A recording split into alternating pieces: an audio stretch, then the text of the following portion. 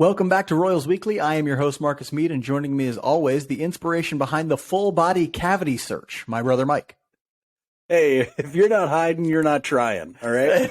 If it's a game guy learned everything he knows from you, didn't he? That's right. That's right. If it's a game of hide and go seek, I ain't one to lose, okay? So better be in it to win it, officer. Oh, okay? Yeah. A lot of police are like very happy with the innovations that you've created in the law enforcement community. It's just well done. Well done.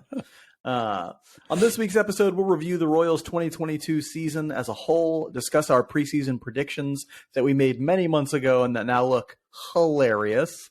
We'll give out some end of the year awards, which are completely worthless. It's like, hey, these two guys, they think that you deserve an award of some sort. But anyway, I hope somebody puts this on their mantle. Right, they should. They should put the video of us giving them the award on the mantle, right? And then we'll preview the offseason as well, because it's going to be an important one for the Royals. We all know that. Mike, how are you feeling? You're ready to go. This is our last real episode of the season in Season Styles. I am ready to speculate wildly.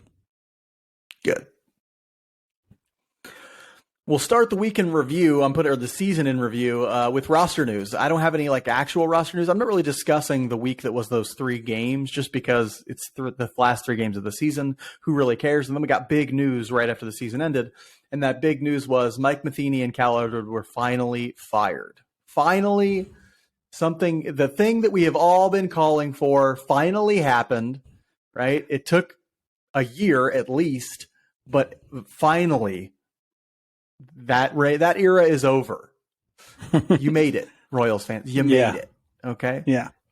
Not many of you made it. A lot of you dropped off. A lot of you sort of, just headed for the exits. 2015 was a long time ago, wasn't it? That was a long time ago. All right?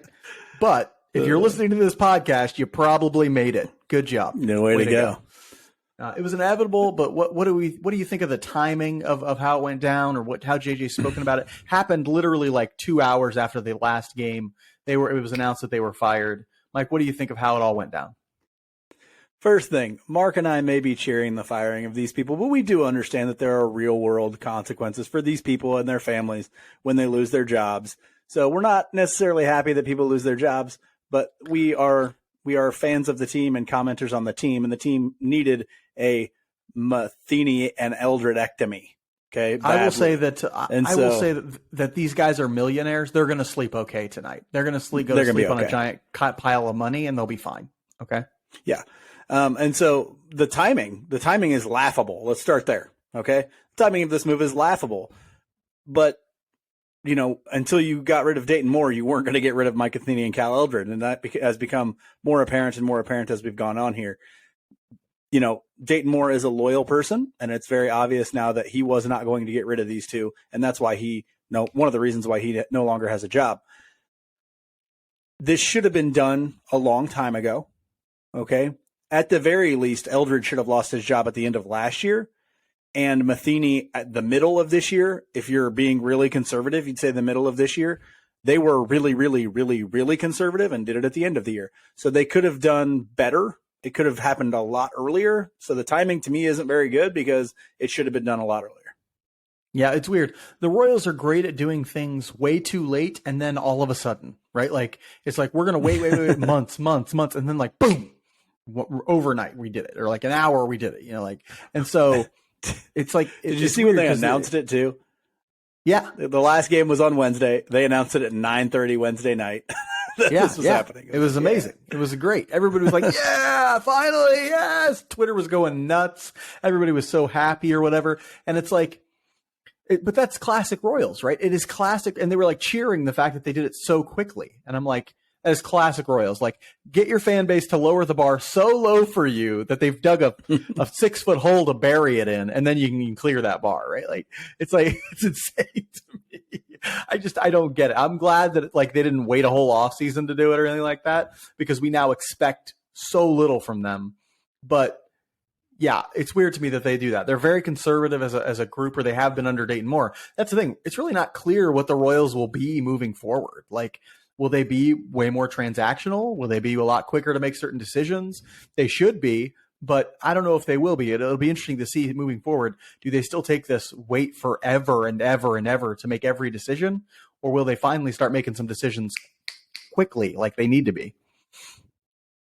In that final week, they did go 1-2, which bring against the Cleveland Guardians, which brings their overall record and their final season record for the year to an ouchie 65-97, 32 games under 500. Their model said they'd be 500. They were not 500. Mike, what are your general thoughts on the season as a whole? The magic spreadsheet shot out 500. Oh, what happened? We had a spreadsheet, everybody. Damn it. I learned Excel for this.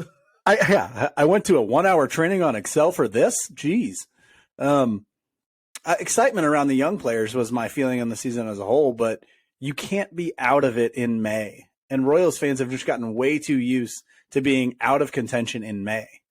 I mean, it's just so hard to stay a fan of a team, a baseball team. You know, the season's not short. It's a long season, and you're out of it at the beginning. And so, yeah, it's always depressing when you're completely out of contention in May. And so I was excited every time they brought up a new young guy and we got to see him play. It was exciting to see Vinny Pasquantino sort of look like he's going to be a real piece here, and Bobby Witt Jr. as well, and to see Michael Massey play and to see Melendez play and to see Singer turn it around. That was great. But man, it's hard to continue watching. You know, we do this, you know, every week. And so you have to continue watching games and continue watching games. It's not easy. It's not easy to continue watching games when you know they're 20 games under 500 and they mean nothing. Yeah, and it hurts you look at their attendance numbers, man, it hurt their attendance numbers big time. It's going to, of course, hurt their revenue big time.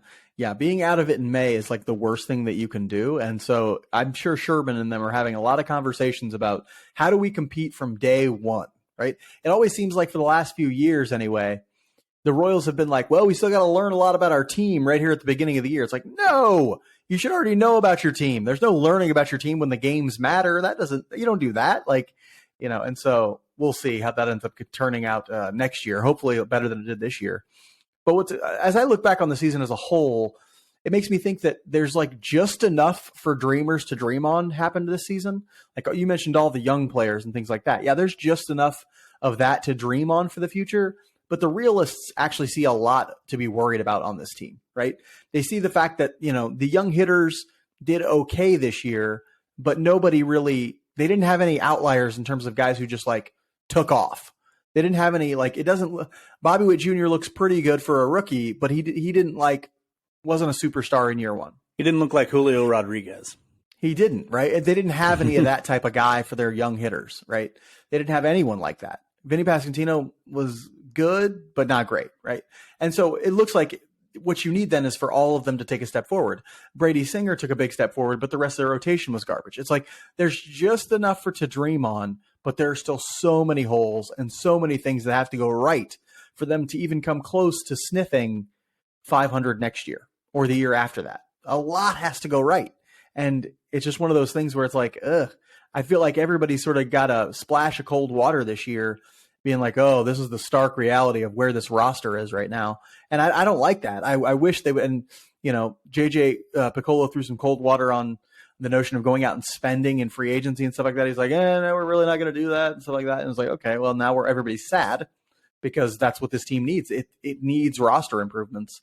And it doesn't sound like the Royals are all that interested in doing it quickly. It sounds like hearing JJ Piccolo's comments, I thought to myself, oh, so you're just like restarting the rebuild, like all the way restarting it sounds like. And I'm like, that's not something that's going to make fans super happy.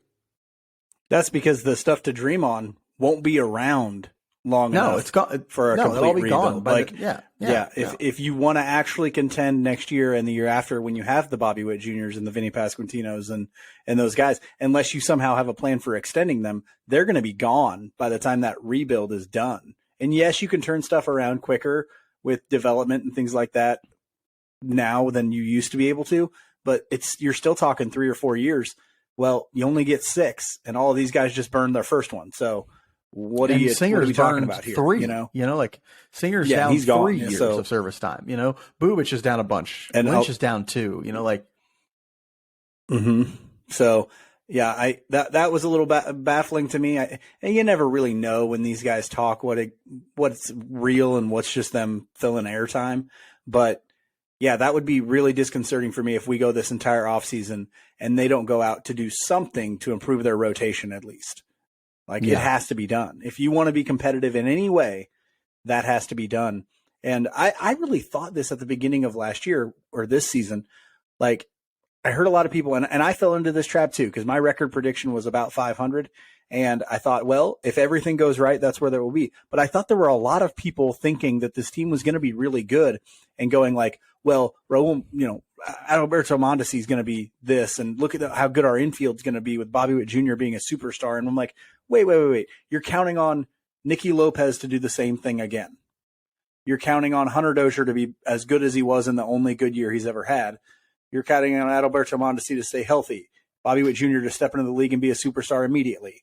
Like all of these things, you're like, not all of those things are going to happen. They were counting on Daniel Lynch taking a step forward, Bubic taking a step forward, like Brad Keller being the best he's ever been. It's like, no, like not all those things happen at once. Salvador Perez having the historic season that he did last year.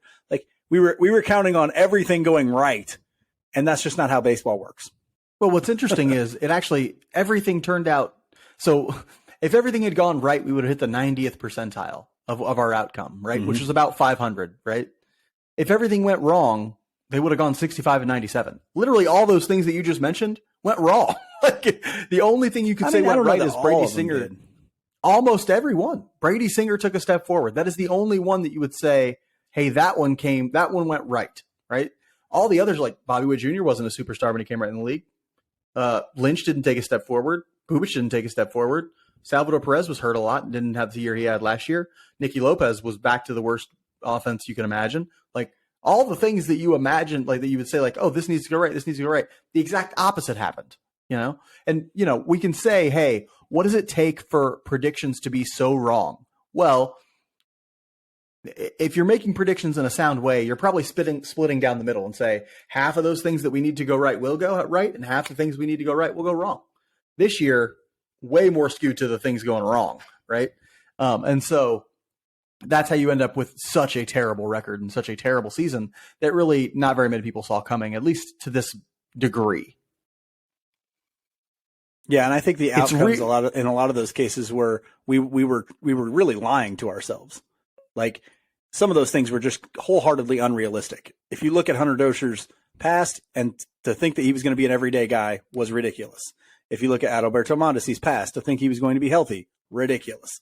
Nicky Lopez's past, even now looking back, we're like, hey, he hit 300 last year. That was 1 year. He had whole other years of evidence that showed that wasn't the player that he was, and we're like just expecting him now all of a sudden to be that guy. No, like, come on. That's why in baseball, especially, it's like until you've done it for 2 or 3 years, you haven't done anything. You're not a consistent player until you've done it for 2 or 3 years, in my opinion. It's really, really, really important to us that you subscribe, rate, and review this podcast on whatever platform you use. Subscribing, rating, and reviewing helps more people find the show and lets us know that we're doing something right and you want us to create more content. Plus, Mike can't show his face in his country club if he doesn't get the subscriber numbers. No tea, no crumpets, no creepy after party with people wearing masks, eyes wide shut style. It's free to subscribe, rate, and review. So go out there and do it for us. It only takes a second. It does us a world of good. And make sure to follow us on Twitter, Facebook, and Instagram as well. We post a ton of additional analysis on Twitter and all those things every day and interact with anyone who wants to really talk to us. So please follow us on all the social media, subscribe, rate, and review. We're making this a true season in review episode with our Spotlight segment this week. We'll look back at the predictions we made and give out some season awards. We'll start by swallowing all the crow that we have to eat because it is significant. It is a significant amount of crow. I find that if you start with the crow, it all gets a little easier after that, So before the season started, we made 12 predictions, and boy, were they bad. Or at least mine were bad. Mike, yours, I think, were bad too. But I am only talking about myself here. Our first prediction from the preseason: an over/under for Salvador Perez, 40 home runs. Mike, you took the under. I took the over. He was under. And so, I mean, I hate. Is it hard being right all the time? Yes, it is hard being right all the time. You're definitely not right all the time, but except for that win-loss total prediction. But that was bad. That was there are a couple over others on here you missed drastically on. But anyway, Salvador Perez. It wasn't a performance issue. It was a being on the field issue, right? He was hurt for too much of the season. You're not going to be able to hit 40 home runs if you're hurt that much. And that was fairly predictable considering how much he played last year. Another sort of playing time issue. We did over under 100 games for Alberto Mondesi. For some reason, I remember this, why I chose over. I was like, you took the wild over. hair. I was like, wild hair. Every once in a while, the black swan happens. And, and I was like, it's going to be the year he gets to play. No, I was wrong. I took the over. Mike took the under. Alberto Mondesi played what? That's two right for me. How many right for you at this point? Zero right for me. Zero right for you. Okay, all right. It's going to be zero for me for a while, I think. For a while. I did not grab a lot of wins in this one. Our next over-under, an 800 OPS for Bobby Witt Jr. We both chose over. We were both wrong, right? Bobby Witt Jr. came in with an OPS of, what did you say it was? Seven something 50 something maybe. I can look real quick. It looks like look it up for me. Carry the 2, carry the 1.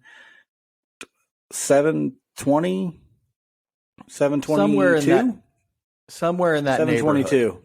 It's my math. And so Bobby Witt Jr. was not the hitting sensation we had hoped he would be right away, but he had solid year. We'll just see on that one. We did another hitting performance one. Oh, go ahead. Obviously for Bobby, 722 was his OPS. And obviously when you have a slugging percentage of 428, the issue is the on-base percentage. He was under 300 for his on-base percentage, which, that's kind of been the knock on his game. Hasn't necessarily been walks, not taking walks. It's been swinging too much, and that'll get you less walks in Major League Baseball. So his walk rate was really low. I still was happy with his season. But I think he's going to become a more consistent over 800 OPS kind of guy in maybe not next year, but the year after and the year after if he continues to develop. Yeah. A guy who I think development is pretty much tapped out is the next prediction we made. He's done development-wise. He's almost 32. That's Hunter Dozier. We went over under 750 OPS for Hunter Dozier. And you know what? In the first half of the season, it looked like he might make it, right? But he did not. Mike went under. He was hovering around that. Oh, wait, that's another win for Mike. It's another win for you. You're 3-1. I am 0-4. I was not viewing this as a competition, but apparently you are. And so, right now you are definitely winning that. Everything is. Hunter Dozier, man. We'll see on that. We'll see if the personnel moves extend to players on the roster or not. Would you be okay with him filling the Ryan O'Hearn role? I don't think the Ryan O'Hearn role should exist. Right? Like, I don't think you should keep a guy on your roster just for him to sit there. Right? Like, no, would not be okay with it. And besides, if I want somebody filling a Ryan O'Hearn role, that guy better be able to play multiple defensive positions well. Right? And run, in my opinion. And run. He can't. He can't do either of those things. And so I want athletes in those positions. Give me an athlete. Yeah. Give me somebody who's, he only hits lefties, but he plays a few defensive positions well. Fine. I'll take that guy. So no, thank you for Hunter Dozier. I'll gladly go with someone else. Next one, I finally get on the scoreboard here. Over under 270 or 270. Over under a 275 batting average for Nicky Lopez. You said under barely. I just said under. That still counts as a win. I was more right than you in that one, so I'll take. Still counts as a win. Oh, another one we were right. Over under 4.25 ERA for Brady Singer. Both of us correct on that one. Good job, us. We both had under. Way to go. We both had under. The next one was for Jackson Kowar. Over under 15 starts. We both said under there too, and we were both correct by a large margin. He did not make. I don't know where he is anymore. I don't know what's going on. I'll be interested to see what a new pitching development coordinator or pitching development team does with him. But arm talent's still there. Changeup's still there. We'll see what they do to help turn him into something that might be useful. Don't be surprised if he becomes a useful piece, right? But also don't be surprised if he's just a career AAA player. Next one, Dylan Coleman. I think I get to take this one. I over under a 3 ERA for Dylan Coleman. You had What over. was his I had ERA? under. His final ERA was. Hold on, real quick. I will look that up. Yeah, I'm not trusting you, so I'm going to look it up too. Because I know you Okay, cheat. you think I'd lie? I think I'd cheat you. It was 278. Yeah. In face. Told you Yeah, he'd I make had it. to give you Dylan one. Coleman, extremely talented. Yeah, well, very talented relief pitcher. Finally, sort of came into his own this year. Stopped walking so many people. I think probably if you'd say like who's the relief pitcher of the year for us, we're gonna give out some awards later. We didn't do relief pitcher of the year, but I think he's probably the one guy that you're saying, oh hey, he did really great. Now Barlow had a solid year, but not as good as what we've become accustomed to. But right, but his solid year is basically he probably has a better ERA than Coleman. But when you look at what they're doing, Coleman looks like the more exciting pitcher and looks like he has potential to grow even further. Over under 15th in Major League in runs scored per game. To be clear, over here means better than 15th. We both said over. We were both wrong. They were not over 15th in runs scored per game. Shocking. A team that lost 97 games does not appear in the top half of anything. Next one, over under 15th MLB in runs allowed per game. We were right on this one. yeah, over means better than 15th. They were way worse than 15th in runs allowed. They were dead last, I believe. Which is bad for those of you who don't know. And that is one of the things that led to Cal Eldred being fired. And then over under 78.5 wins. We were both dumb enough to say over. They weren't over. Boy, do we look like fools now, huh? They were not over. Geez. I actually just went just over. Our record predictions, I put those in here too. Mike's was 80 and 82, and mine was 79 and 83. They were way worse than both of those. And so not a stellar year for the Kansas City Royals. I was only like 15 games off, though. So the only thing that is worse than our predictions was the Kansas City Royals this year. Yes. Correct. But I would like it to be stated or clarified that if there was a trophy for this over-under game, which I think we should develop one. We'll make one. That I would currently hold it. I'll start saving toilet paper rolls, and we'll make it out of those. Okay. There we go. Okay. Good job. That seems fitting for what you deserve. Okay. Uh-huh. You know what? I'll take it. And I will tell you about it every single time I see you that I have it and you lost like a big loser. Okay. All right. We have more awards to give, though. We need to make out more trophies, I think. So despite the fact that we are terrible prognosticators, we're going to give out some season awards because we're great at reflecting on things that happened in the past. We're going to give out Position Player of the Year, Pitcher of the Year, Rookie of the Year, Minor League Position Player of the Year, Minor League Pitcher of the Year, and then what we're calling the Galaxy Brain Award, and then that was a pretty smart award. Okay? Mike, give me a drum roll or some kind of thing for Position Player of the Year. That was what? No, here we go. That's not Captain Raymond Holt. Boom. Boom. Boom. Our Position Player of the Year is one Robert Baseball Jr. Yes. Yay. We decided to go ahead and give him Position Player of the Year. In terms of F4, he was the most valuable player for the Royals at 2.3 F4. He had a 254 batting average, a 294 on base, and a 428 slugging. Is this his peak? I don't think so. But he was sadly the most valuable player for the Royals this year. And I say sadly because when your most valuable player is a 2.3 F4 player, you probably lost 97 games. Yeah, and to be clear, some of you might be going, well, Vinny was a much better offensive player than him. Yes, but in about half of the number of at-bats. And so, yeah, that we thought, since Bobby was a lot higher in wins above replacement and, was there a lot longer, that he probably deserved to get this award. Mike, please announce our Pitcher of the Year.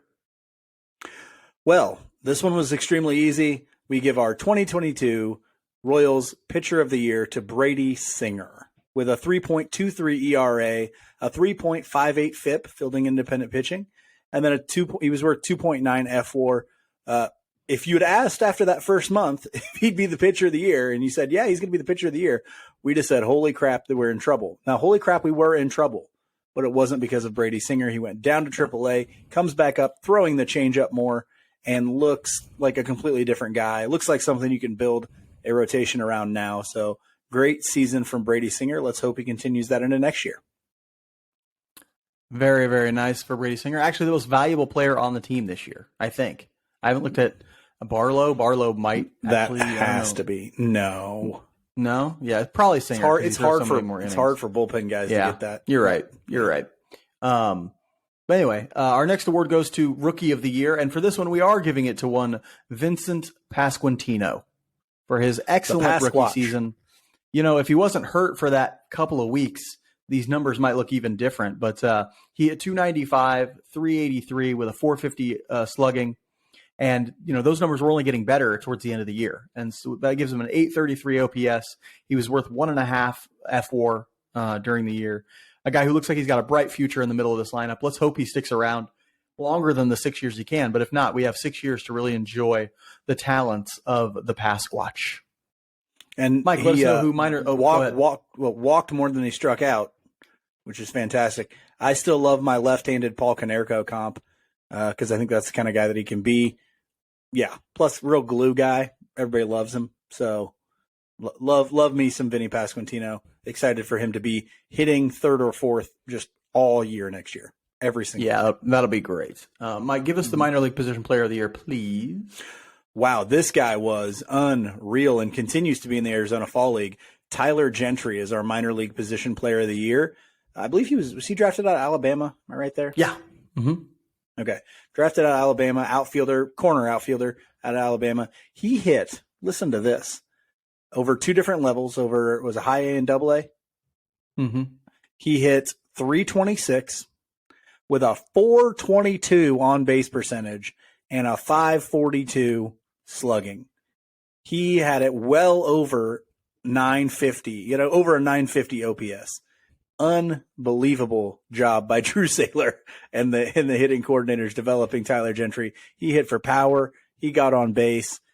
He's yet another especially since it looks like he's tearing up the Arizona Fall League. I mean, it's early still, but he looks really good so far. He might come out as a top 100 prospect at the beginning of next year. I expect that to be the case in baseball. I ranked him the number one Royals prospect, and people told me I was crazy. After the draft, I ranked him the number one Royals prospect for the Royals Farm Report prospect rankings things, and everybody's like, you are nutso. But I'm not nutso, okay? Trust me on this one. Tyler Gentry can hit the friggin' baseball. His swing, beautiful. You want to hang it in the loop. It's gorgeous, effortless. He's got a ton of it's not grooved at all. He doesn't have to groove his swing for power. He's got a lot of plate coverage, a lot of ability to adjust on to balls and things like that. He actually chokes up when he's got two strikes. It gives him a lot of bat control and things like that. Love seeing the way he swings. All fields power. Really great to watch him hit.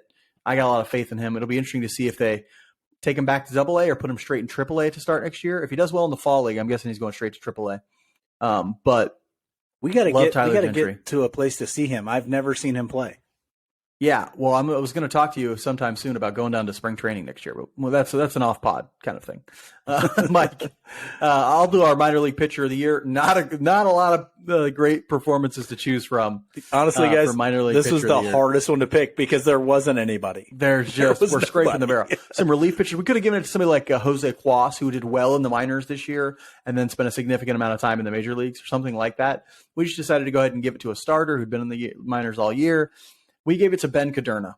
Ben Cadurna had a 3.48 ERA and 72 and a third innings pitched this year. What's most important is it looks like he's developing, acclimating, and that sort of thing. So you hope that new pitching development can get in and start working with a lot of these guys who have arm talent, guys like Alec Marsh and Will Klein and Asa Lacy and all these other guys, and actually turn them into something worth contributing to a Major League Baseball team, or that is capable of contributing to a Major League Baseball team. This is my favorite award, the next one, the Galaxy Brain Award. This goes to the most Galaxy Brain decision that anybody made for the Royals organization this year. Mike, tell us who is the winner, or what is the winner of the Galaxy Brain Award this year? Yeah, we're not giving this to an individual, but the decision is the most galaxy brain decision is not firing Cal Eldred prior to the season. It was obvious. It was on the wall. Lots of people were saying they should do it. They didn't. And now they're reaping that awful thing that they sowed.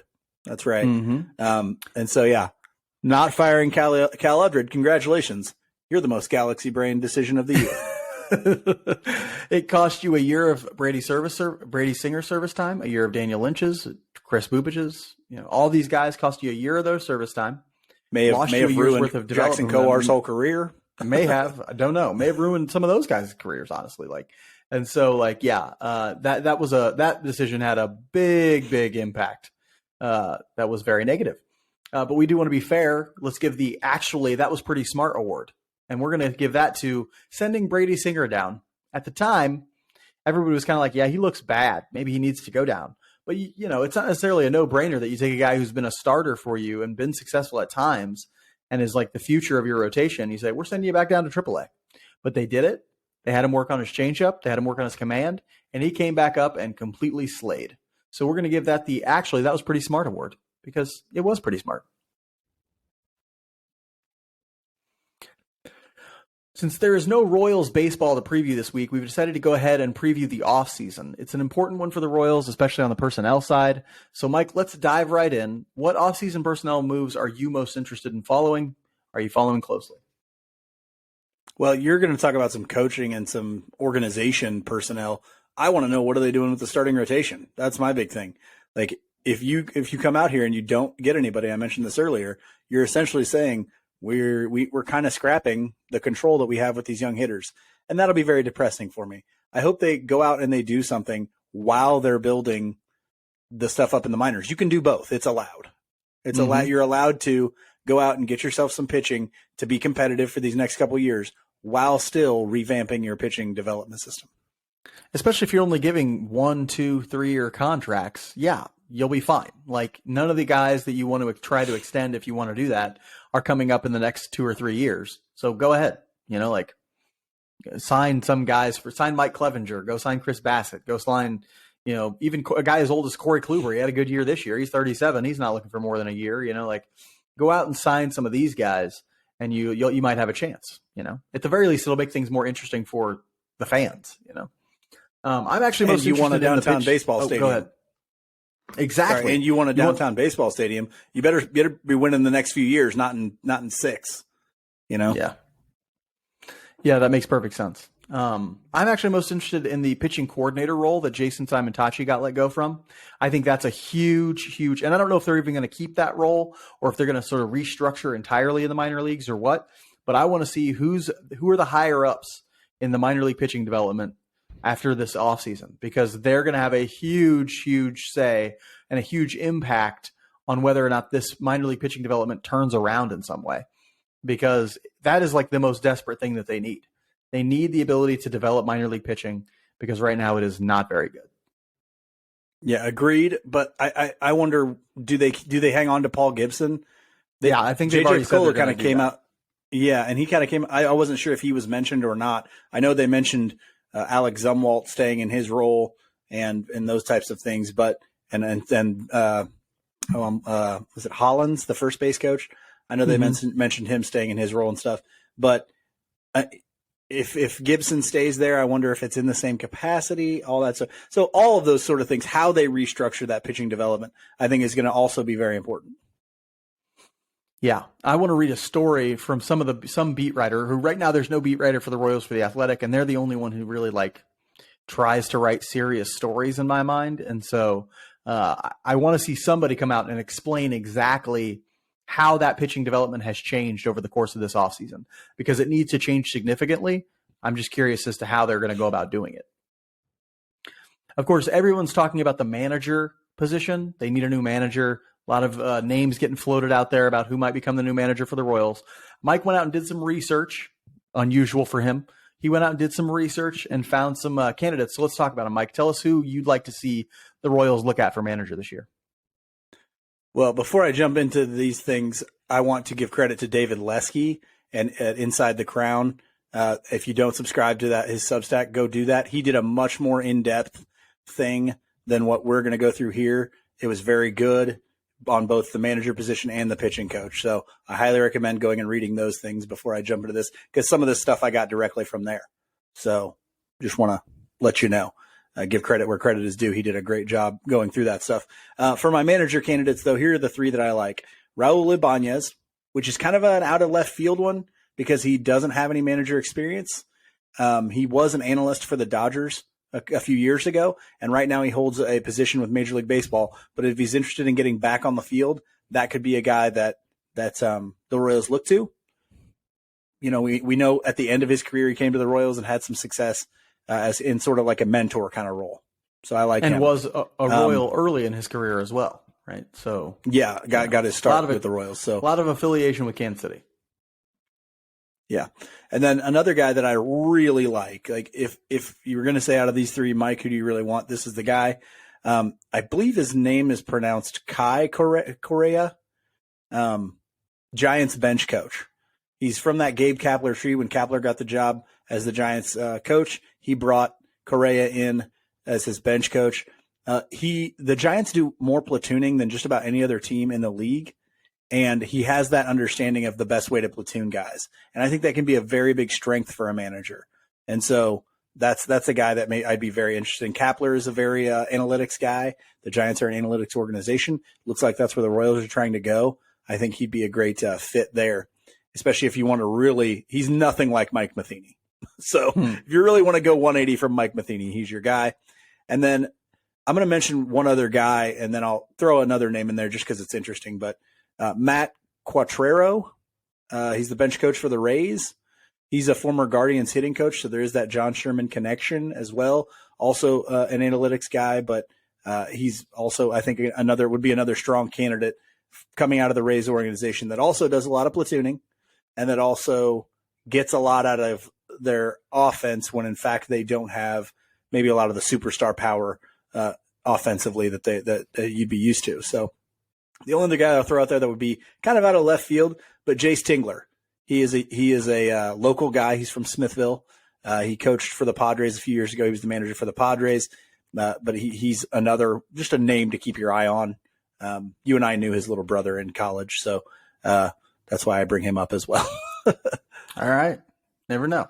All those guys sound interesting to me. I like Correa as a choice as well. I like Quatrero as a choice as well. Those are the two names that I've been most excited about for the Royals at manager. I'm of the mind, of course, that managers don't actually do that much and don't add that much value. Although that does change when you talk about somebody who really knows how to platoon well, right? Like platooning does help. And so, I'm interested in somebody who all the manager usually does is set a lineup and do pitching changes and stuff. It's not like he's out there helping the pitchers create game plans or anything, or helping the hitters learn about pitchers they're going to face. That's the job of pitching and hitting coaches. Like the guy he does big picture stuff, like set the lineup and stuff like that. And so the better you are at setting a lineup, the better you are at, being a manager in my mind. And so I'd love somebody who's like really, really good at it like that. You also went out and did some research on pitching coaches. Another one, this is actually more important to me than the manager change and the manager decision. Tell us who you like at pitching coach, Mike. Well, again, I got to give some credit to David Lesky here because I got a lot of this information from him. But these are some interesting ones, and I'll tell you for different reasons. The one that I think is probably the most out of left field here, I'll say it first, Dan Herron. Remember Dan Herron? I do, yeah. Had a heck of a career in Major League Baseball. Even in the time that he pitched, was known as a guy that was really data driven. And now he is, let's see, what's his official title? He's a pitching strategist for the Diamondbacks and has been since this 2017. Now, I don't know how realistic this is because I assume if Dan Herron wanted to be on the field and doing things like the pitching coach type things, he could be doing that already. He pitched for the Diamondbacks for a long time, so I'm guessing he lives in Arizona. Don't know if he'd really want to leave Arizona. But I think he's a very interesting pitching mind. He's a great follow on social media. I think he can connect with young pitchers very well. But I think the likelihood is very low that he wants to be a pitching coach. Connor McGinnis is another one. He's a Dodgers assistant pitching coach. And this one would be really, really interesting because the Dodgers in the last few years and other teams that have the money and really rely on technology have gone to this technology that essentially analyzes a pitcher's hand on the ball and how it affects the spin rate of a ball. Okay. And this guy started a company that does that. And so they hired him as an assistant pitching coach because of those things. And so that's kind of his niche, is like, how can your hand affect the spin rate of a baseball? So I think he'd be an interesting guy to add to the organization. Again, I don't know if he necessarily wants to be a pitching coach, although he's an assistant pitching coach now. So you would think that might be helpful. And then this guy is probably the one that's most realistic, and I think would be a huge, huge get for the Royals. Brian Sweeney. He's the bullpen coach for the Guardians.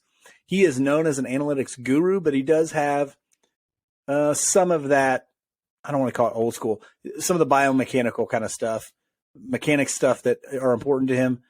But he is an analytics guy as well, and has been involved in that just constant churning of wonderful pitchers from the Guardians. So I think he would be a great get. I think any of those guys would be really good for the Royals, but the one that, if you're looking for a more traditional pitching coach, Brian Sweeney's probably that guy. Excellent. Yeah, I'll take any of those guys. They're all coming from programs that I think are probably a good programs to emulate, I would say. And then Heron is just an interesting guy in general. I think he'll make an excellent. But you're right. I don't think he's ever going to want to be a pitching coach. He made a lot of money in his career. He doesn't need money or anything like that. And so, going on the road, I think, is not something he probably really wants to do. Yeah. And one thing we should probably mention as well, Brian Bannister is a guy that's been on a lot of people's minds. Right. He is certainly an option. He did not actually work for the Giants this year. But he has the previous years and did wonderful, wonderful things for their pitching organization. And so, yeah, he's a guru. He's a guy that knows and understands analytics in baseball and has ever since he was a pitcher for the Royals. A would guy he who want to come here? I don't know, but that's the thing. I wouldn't even entertain the notion of the Royals getting him like a month ago, and now I'm like, maybe, because, honestly, Royals Farm Report did this thing the other day where they just tweeted at him being like, hey, come back to Kansas City. And he tweeted back like this really cryptic, I am in the mood for some Strouds, like just some, stuff back and forth. It was like, would he consider coming back to Kansas City? It seems unlikely to me, but, what the hell? Give us some hope, Brian Bannister. Come back to Kansas City. We really, really want you. We'll end this week's episode like we end every episode with our Just a Bit Outside segment, where we talk about something that's interesting to us outside the world of baseball. Mike loves to pander to people, so he's going to do mostly pandering during his Just a Bit Outside this week. I'm going to talk about something funny and awesome, but he's going to talk about pandering. I do want to throw in a quick programming note. This is our last weekly episode until the next in-season gets going again. We'll do monthly episodes like we do during the off-season from now on. So you won't hear from us again for another month unless something crazy happens, like they decide to sign a manager and they sign Tony La Russa or something like that, if they do that, no. They sign a pitching coach. They do that. We'll be pivoting, something like that, to Chiefs Weekly. Chiefs Weekly after we'll that. be pivoting to there aren't enough Sporting Chief KC podcasts. Weekly, or I'm fine with that. KC Current Weekly. Anyway. Mike, tell us what is interesting to you outside the world of baseball. Well, I wanted to take my time for Just a Bit Outside to thank all the wonderful listeners, all the Weekly Weirdos who have tuned in for our second season now. We've done 2 seasons now of Royals Weekly, and it's gotten bigger, and we've gotten more followers and more listeners, and we've put out more content this year than we did last year. The YouTube edition and stuff, all that stuff, the video content.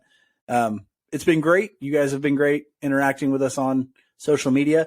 The story from Alex the other day that he had out there on Twitter, I don't even know if you saw it.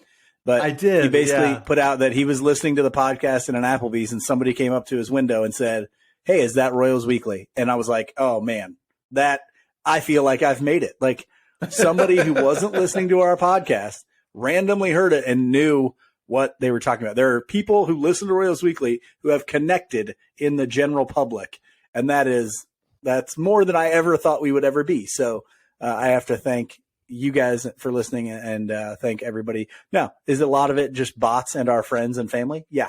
But our friends and family are active, damn it. Okay. Yeah. They get out there. They eat at Applebee's. They are out there.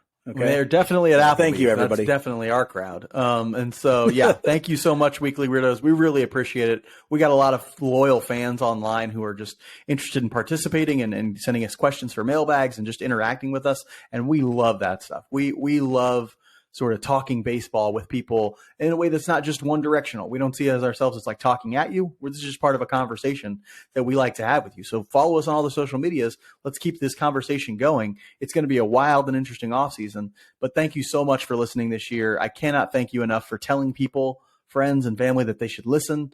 It's been awesome to watch this grow over the course of the last 2 years. So much fun for Mike and I to do, and we're going to keep doing it until it's no longer fun anymore, which honestly, we've done it through 2 pretty terrible seasons. So I don't know how it can get lower or anything. Imagine like that, if they start winning, how fun this could be. Well, yeah, I know. I cannot wait until they actually start winning and see what this podcasting thing could actually be, because people are coming out of the woodwork then. But anyway, I'm going to do mine over something way less serious, but way funnier. And that is Mr. Go 30. It's a Twitter and Instagram account. Go30. I love Mr. Go 30. If you're a coach, you have to watch Mr. Go 30. That's like a rule. Okay. Mr. Go 30 is like a comedian. He's like an online comedian who does these like comedic versions of film sessions for like football film or watching basketball film. But he puts on like actual clips of games that happened. And then he like imagines what the coach is saying in these different film sessions. And it is so funny, man. It is hilarious. He has like these stock characters that play. You know, one of them is named Davis, one of them is named Charles, one of them is named Connor, you know, and they sort of follow a Charles similar format is by far my favorite. Charles, I love this. Charles. Mike knows Charles so well because he's coached for so long. He's met 1,000 Charleses, right? Like I met Charles, man. Yeah, Charles is like this happy, I'm just happy to be here kind of a guy. You know, like, so anytime he makes a mistake and coach calls him out for it and he's yelling at him, he's just like, darn it.